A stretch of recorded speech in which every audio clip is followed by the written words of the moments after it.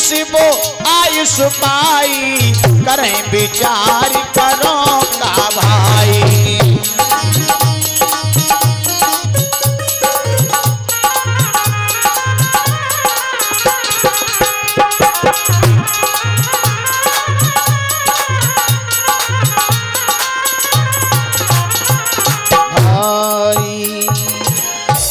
चली सती शिव आयुष पाई, सती जी चल पड़ी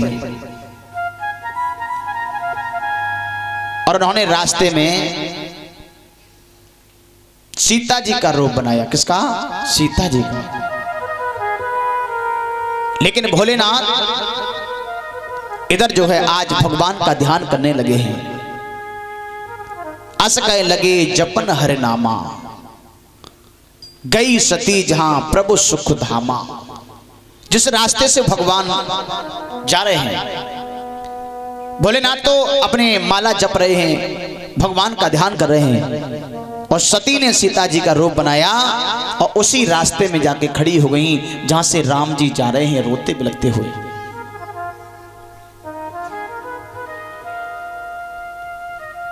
सीता जी का रूप बना के खड़ी हैं,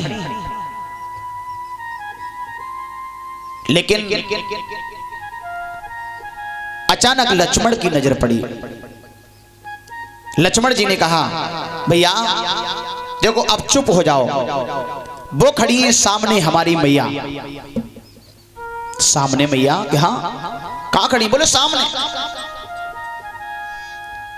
उसी समय श्री राम की नजर पड़ी। श्री राम समझ गए सती कपट जानेओ सुर स्वामी, सब दर्शी सब अंतर्यामी। वो समझ गए वहां क्या बात है। लक्ष्मण से कहा भैया लक्ष्मण देखिए ये माता जानकी नहीं है। आप कह रहे जानकी जानकी नहीं है, ये तो तुम्हारी मां नहीं, ये तो मेरी भी मां है। लक्ष्मण बोले कैसी बात कर रहे भैया? अरे आपकी तो पत्नी है, मां तो मेरी है। बोले नहीं, ये भगवान भोलेनाथ की पत्नी है।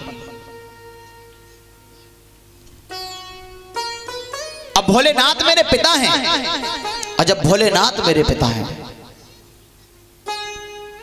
तो उनकी पत्नी सती कौन हुई? मां हुई। तो ये सती हैं, तो तुम्हारी नहीं, ये तो मेरी भी मां है। लक्ष्मण भैया के चरणों में गिर पड़े और कहा कि भैया अब मुझे क्षमा कर दो, क्षमा कर दो, क्योंकि मैंने सच पहचान नहीं कर पाई कि वास्तविक पहचान, क्योंकि मैंने अपने भाभी की सदा सदा चरणों की सेवा की, कभी कुंडल को नहीं निहारा, इसलिए मैंने असली पहचान नहीं कर पाई, मुझे क्षमा कर देना। क्योंकि पहले सतयुग त्रेता द्वापर में यही हाल था कि सतयुग त्रेता द्वापर में और भाभी को समझी महतारी, लेकिन हाय राम जा कलयुग में और भाभी कर दई आधी नारी।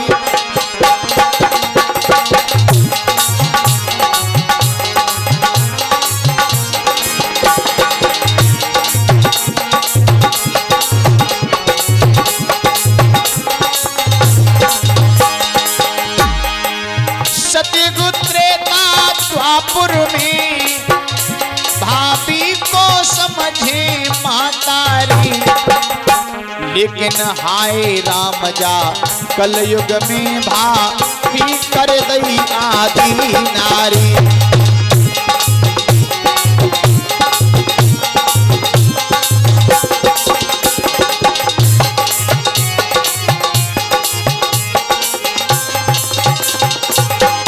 आधी नारी। अब तो बहुत बुरा हाल हो चुका है, अब तो यही पता नहीं चल रहा है कि ये भाभी है कि पत्नी है। जमाना बड़ा विचित्र आ चुका है। श्री सूत जी महाराज सौनक ऋषियों को बता रहे हैं, भगवान आगे को बढ़े और भगवान ने दोनों हाथ जोड़ के प्रणाम किया है, प्रणाम किया और बोले, कहू बहो रे बहो